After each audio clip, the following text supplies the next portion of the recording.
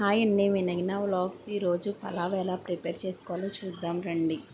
ఇప్పుడు ఒక mixie jar తీసుకొని అందులో అల్లం వెల్లిపాయలు వేసి మిక్సీ పట్టి పక్కన పెట్టుకోండి. ఇప్పుడు స్టవ్ ఆన్ చేసి ఒక బౌల్ పెట్టుకొని 2-3 టేబుల్ స్పూన్ ఆయిల్ వేసుకొని అందులో పలావ్ సరుకులు అన్నీ వేసుకొని కొంచెం సేపు ఫ్రై చేసుకోండి.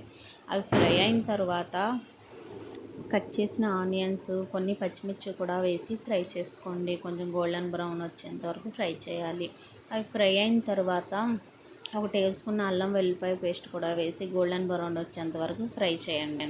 ఇప్పుడు ఇందులో మనం కట్ చేసిన టమాటా ముక్కలు, క్యారెట్ ముక్కలు వేసి కొంచెం సేపు ఫ్రై అవనండి. ఫ్రై అయిన తర్వాత ఒక కప్పు పెరుగును వేసి కొంచెం సేపు ఫ్రై చేసుకోండి. అది కూడా ఫ్రై అయిన తర్వాత ఇందులో కొంచెం కొత్తిమీర, పుదీనా కూడా వేసి ఒక 10 మినిట్స్ ఫ్రై చేయండి. ఇప్పుడు ఇందులో వాటర్ వేసుకోవాలి. కప్పు బియ్యానికి కప్పున్నర వాటర్ అయితే సరిపోతుందండి. మన కొలత ప్రకారం వేసుకోవడం. ఇప్పుడు రుచికి సరిపడిన సాల్ట్ వేసి కొంచెం ధనియా పౌడర్, ఇలాచి, లవంగాల పౌడర్ వేసి మూత పెట్టండి. ఇప్పుడు మనం ఒక బౌల్లో బియ్యం వేసుకొని వాష్ చేసి పక్కన పెట్టుకోవాలి. ఇప్పుడు ఎసరు మరిగేటప్పుడు మనం కడిగి పక్కన పెట్టిన బియ్యం అందులో వేసుకొని ఒకసారి తిప్పి మూత వేయండి.